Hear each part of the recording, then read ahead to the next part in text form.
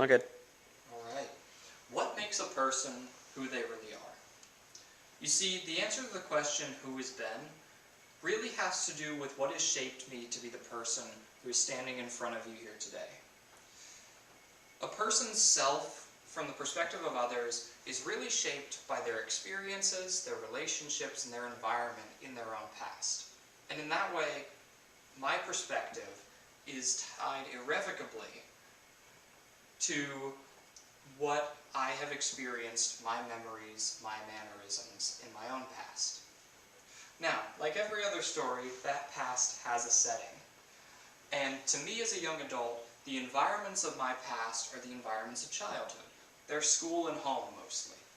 Now, at home, my upbringing was a little bit different as the son of an educator and a foster family, because every time we got home, it wasn't a break from learning, it was just the next step. When we sat down in front of the television, we weren't watching the Disney Channel, we were watching PBS or National Geographic and learning about animals or science or history. And those became lifelong loves of mine, alongside a general love of learning. Now, when I was going through elementary school, I got pulled out after the 3rd grade and did a joint online and homeschooling program. Now, that did teach me a lot of really good skills in organization and time management and getting my work in on time.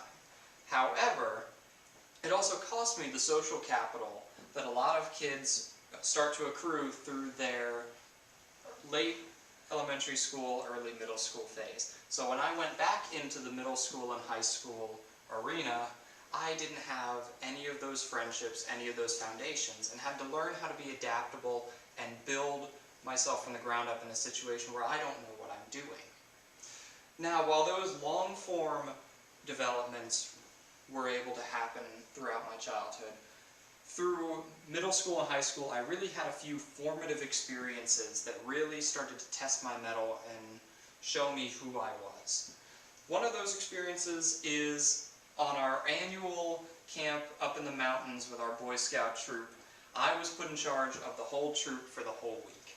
Now, I don't know if you've ever tried to wrangle 70 teenage boys into doing what they're supposed to for 7 whole days, but if you haven't, suffice it to say, it's a little bit of a hassle, and you have to really reevaluate what your own leadership skills and your own motivations are going to be.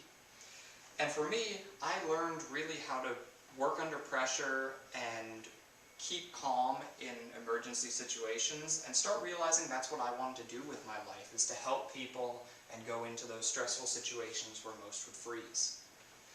Now, throughout all of this, the one thing that stayed constant, the one thing that's been influencing my life more than anything else, is my friends and my peers.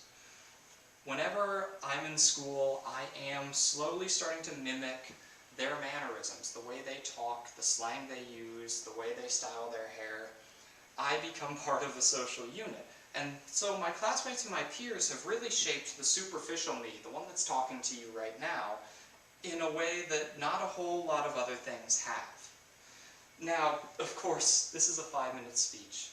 You can't learn all about who I am in these 5 minutes, but I don't really think that's the important part. I think the biggest takeaway is that every person is the product of their past.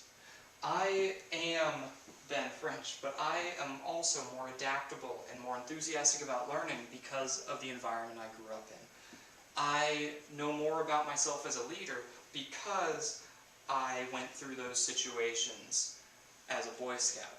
I am a little bit more socially adept because I had those friends and peers who built me up along the way. And the one thing I want to leave you with as we wrap up here is to ask you a simple question. Who are you? And a little more importantly, why? Thank you.